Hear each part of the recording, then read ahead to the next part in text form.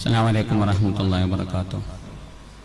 അൽഹംദുലില്ലാഹ്, ഇത്രയും നേരം നമ്മുടെ കൂടെ ഇരുന്ന ബഹുമാനപ്പെട്ട താഖസ് സാദിനാണ് ആദ്യമായി ഞാൻ നന്ദി പറയുന്നത്. ഈ സംഗമത്തിൻ്റെ പേരിൽ അള്ളാഹു അവിടത്തേക്ക് ആഫിയത്തുള്ള ദീർഘായുസ് നൽകി അനുഗ്രഹിക്കുമാറാവട്ടെ.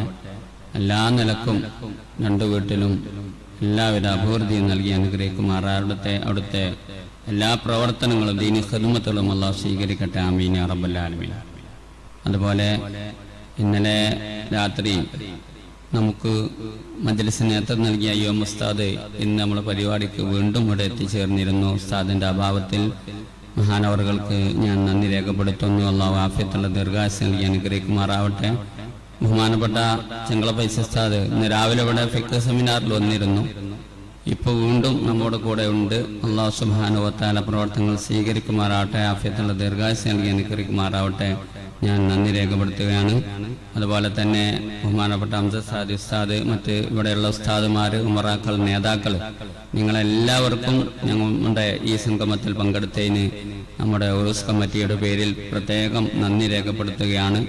അതോടൊപ്പം ഇന്ന് നമുക്ക് ക്ലാസ് എടുത്തു തന്ന ബഹുമാനപ്പെട്ട മുനീർ ഹുദൈ ഫറൂഖ്, അള്ളാഹു അവിടത്തേക്ക് ആഫിയത്തുള്ള ദീർഘായുസ് നൽകി അനുഗ്രഹിക്കുമാറാവട്ടെ. ശാരീരികമായിട്ടൊക്കെ പലപ്പോഴും പ്രയാസങ്ങൾ നേരിടുന്ന വ്യക്തിയാണ്. ചിലപ്പോൾ പനിയൊക്കെ വന്നാൽ കുറേ ആഴ്ചകളോളൊക്കെ നീണ്ട്. ഇപ്പോൾ അടുത്തൊരു പനിയിൽ നിന്ന് മുക്തമായിട്ടുള്ളൂ.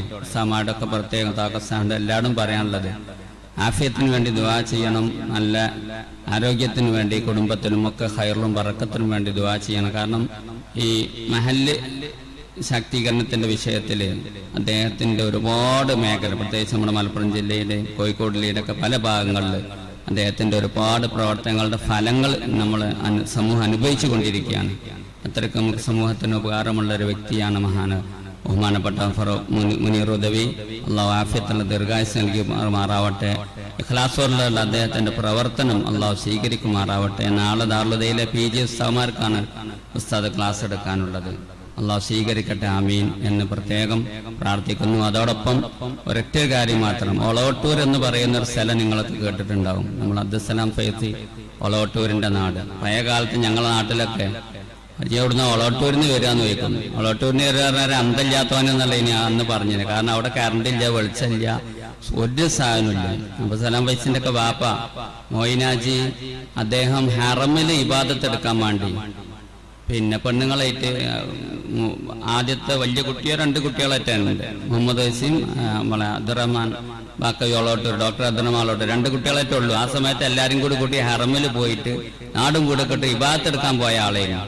അങ്ങനെ കുറേ കാലം അവിടെ വന്നപ്പോൾ മൂപ്പർക്ക് തോന്നി, എന്താ പിന്നെ നാട് ഇങ്ങനെ ആയാൽ മഹല്ലും നാടും ഒക്കെ എനിക്കൊരു ഉത്തരവാദിത്തമുണ്ട്. അതെല്ലാം ഒഴിവാക്കിയിട്ട് വീണ്ടും നാട്ടിലേക്ക് തിരിച്ചു വന്നിട്ടാണ് ആ ഒളവട്ടൂര്, പിന്നെ യതീംഖാന, സ്കൂള്, മഹല്ല്. ഇന്നിപ്പോ ഒളവട്ടൂരിൽ നേരത്തെ ഇവിടെ ഉസ്താദ് പറഞ്ഞ മാതിരി ഒരു വീട്ടില് പിന്നെ ഒരു സർക്കാർ ഉദ്യോഗസ്ഥരോ അല്ലെങ്കിൽ വിദ്യാഭ്യാസം, എല്ലാ നിലക്കുള്ള വിദ്യാഭ്യാസം ആ നാടന്നെ ഇപ്പൊ ഒളവട്ടൂര് പറഞ്ഞാല് നേരെ ഓപ്പോസിറ്റായി മാറി. ആ ഒരു മഹാന്റെ പ്രവർത്തനമാണ്. അപ്പം മാറ്റങ്ങൾ ഉണ്ടാക്കാൻ കഴിയും. അള്ളാഹു തൗഫീഖ് നൽകുമാറാവട്ടെ. ഇത്തരം സംഗമങ്ങൾ തുടർന്നും ഉണ്ടായിട്ട് നമുക്ക് നമ്മുടെ സമൂഹത്തിൽ നിന്നുള്ള എല്ലാ അരാജകത്വങ്ങൾക്കും കഴിയുന്നത്ര തടയിടാനും മിനിമം നമ്മുടെ ഉത്തരവാദിത്തം നിറവേറ്റാണെങ്കിലും അള്ളാഹു സഹായിക്കുമാറാവട്ടെ. ഒരിക്കൽ കൂടി എല്ലാവർക്കും നന്ദി രേഖപ്പെടുത്തുന്നു. വൈകിയെങ്കിൽ ക്ഷമിക്കണം. നമുക്ക് സലാത്ത് സല്ലല്ലാഹു അലാ മുഹമ്മദ് സല്ലല്ലാഹു അലൈഹി വസല്ലം, സല്ലല്ലാഹു അലാ മുഹമ്മദ് സല്ലല്ലാഹു അലൈഹി വസല്ലം, അല്ലാഹുമ്മ സല്ലി അലാ മുഹമ്മദ് യാ റബ്ബി സല്ലി അലൈഹി.